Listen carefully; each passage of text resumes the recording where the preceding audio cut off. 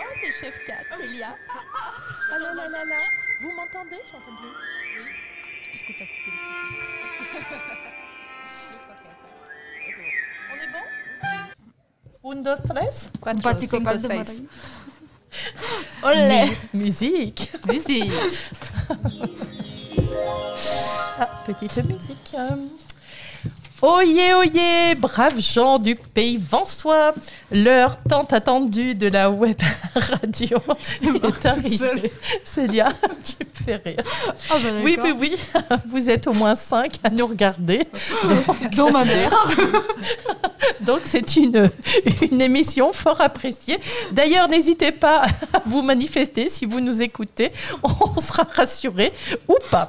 Alors aujourd'hui, ce sont Lise, Célia et Claire qui animent cette émission avec la passion chevillée au corps.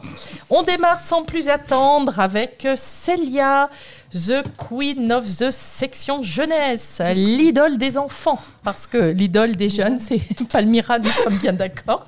Et Célia va aujourd'hui vous présenter un sujet sur les jeux. Oui, parce qu'à la médiathèque, vous pouvez emprunter des livres, des CD, des DVD, des revues, des partitions, des liseuses, des CD textes lus, des instruments de musique. Qu'est-ce que j'ai oublié? Une bibliothécaire, non? Non, une bibliothécaire, pas encore. Ça, j'allais la dire. Mais savez-vous que vous pouvez emprunter Des jeux?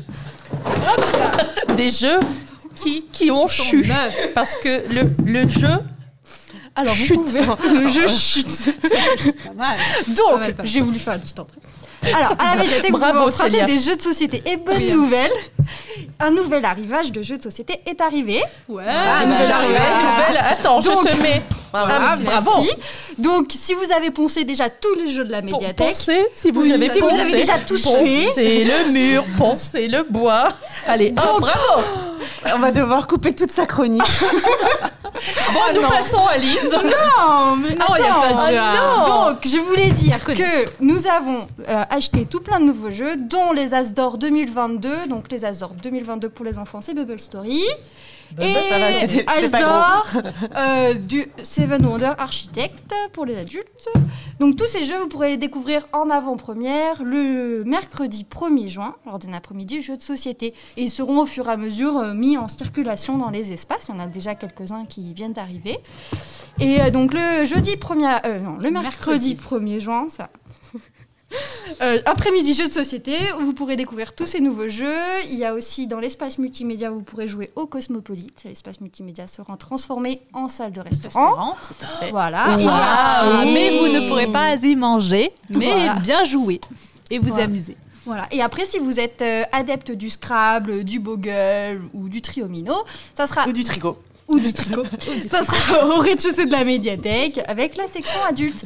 Donc on vous attend nombreux et venez emprunter tout ça. Et c'est à quelle heure déjà, Célia? C'est tout l'après-midi de 14h à 17h, on va dire, parce que Très de bien. 17h à 18h, on fait la sieste. Ah, la sieste est décalée pour les jeux. Ok.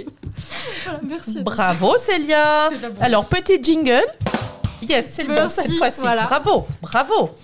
Alors ensuite... Et dans cet espace multimédia, en dehors du 1er juin, où vous êtes en effet invité à venir au restaurant. Mais je t'ai pas présenté. Ah, mais pardon. Et j'ai travaillé ma présentation. Oh, excuse-moi, Ah, non, je t'ai fait une belle phrase Ah, je d'introduction. t'écoute. Nous Alors, il y a donc Lise. Lise, la gameuse du multimédia. La papesse du numérique, qui va donc nous parler d'un atelier proposé concomitamment par l'assurance maladie et la section multimédia. Lise, c'est à toi. Merci Nadège. Alors en effet, le jeudi 2 juin au matin, l'assurance maladie va venir à l'espace multimédia pour vous présenter son espace de santé et le compte Amélie. Donc pour toutes les questions sur le compte Amélie, vous pouvez venir et vous inscrire. L'atelier aura lieu de 9h30 à 11h30, exceptionnellement le jeudi matin, jeudi 2 juin, à l'espace multimédia. Je vais parler aussi d'un autre atelier qui a lieu dans cet espace une fois par mois. Ce sera samedi 21 mai, un atelier d'écriture avec des expressions. C'est vrai qu'on aurait pu faire un petit jeu avec des expressions. On avait démarré. On avait démarré. Ce n'est pas la verte. Avoir la main verte. Alors on va pas jardiner avec tous les jeux. Poncer tous les jeux, avoir la main verte. Et bien là, ce n'est pas la mer à boire que de faire un atelier d'écriture samedi 21 mai de 10h à midi. À l'espace multimédia et sur inscription, bien sûr. Merci. Waouh, mais tout ceci est bien poncé. C'est vrai. Waouh. Bravo, Lise.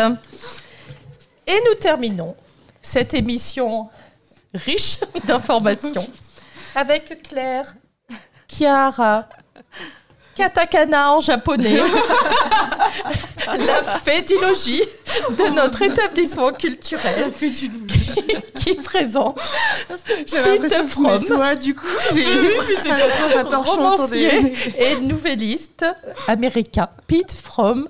Donc c'est à toi, katakana. Katakana. Oui, j'ai travaillé mon japonais. Merci. C'est parfait. Merci beaucoup, Nadège. Donc, Pete From, c'est un auteur que nous avons en section adulte. On a 4 exemplaires de lui, donc 4 livres, 4 romans. C'est pas 4 fois le même Pete. Non, pas pas 4 fois Pete. Donc, c'est un auteur du Montana et donc il est publié chez Galminster. Mes préférés, donc La vie en chantier et mon désir le plus ardent. Donc, ce sont 2 histoires d'amour, en fait, donc 2 histoires de couple, et c'est le destin de ces 2 couples qui sont racontés. C'est à chaque fois très émouvant, c'est très très bien écrit. En fait, ça décrit l'Ouest américain. À chaque fois, il y a vraiment une imprégnation. Une imprégnation de ce lieu qu'on ne connaît pas bien, nous, puisque avant, c'est un peu loin de chez nous. Et donc voilà, on découvre ces personnages et cette culture. Voilà. C'est très intéressant, moi j'aime beaucoup. C'est une lectrice qui me l'a fait découvrir, donc je la remercie encore ici. Et voilà, c'était tout. Bravo. Je vous en prie, je vais aller retourner à mes nettoyages maintenant, en fédulogie que je suis. Fédulogie. Et je termine cette émission avec, comme d'habitude, un livre drôle. Attends. Alors, c'est donc un livre qui n'est pas une nouveauté, écrit en 2020 par la nièce, une des nièces de Donald Trump. C'est pas Opinion encore ? Trop et jamais assez. Et j'ai trouvé ce livre remarquable parce que, donc, écrit par la nièce de Trump, il dresse un portrait au vitriol de l'ancien président, mais surtout explique les mécanismes familiaux d'intimidation, de paranoïa, de névrose, de violence qui gangrènent la famille Trump depuis l'époque des grands-parents. Car Donald Trump, au même titre que ses frères et sœurs, n'est qu'un pion dans un schéma familial complexe, au sommet duquel règne le patriarche Frédéric Trump et sa femme Marie, tyran et menteur pathologique. L'interrogation de l'auteur est la suivante. Comment exister dignement dans une famille chaotique, manipulatrice et névrosée, ou comment un enfant terrorisé toute son enfance peut-il trouver une forme de résilience? Donc, le livre décrit vraiment le schéma familial. C'est relaté vraiment de façon chronologique, mais c'est passionnant. Ce n'est évidemment pas un plaidoyer pour ni contre Donald Trump au demeurant, même si le portrait est vraiment au vitriol, mais c'est pour essayer de mieux situer le personnage. Et je termine par un coup de cœur que je vous ai déjà présenté brièvement la fois passée.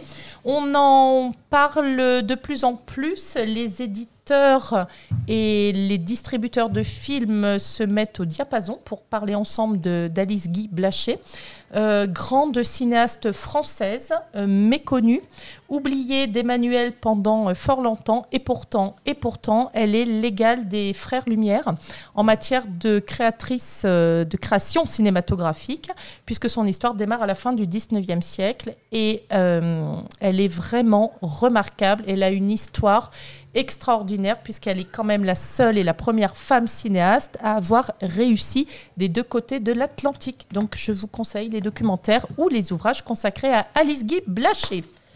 Et bravo Nadège, bravo. Oui. Par contre, je voulais juste faire un petit aparté. C'était pour vous dire que katakana ne veut pas dire clair. Mais non, pas du tout. En fait, ça doit être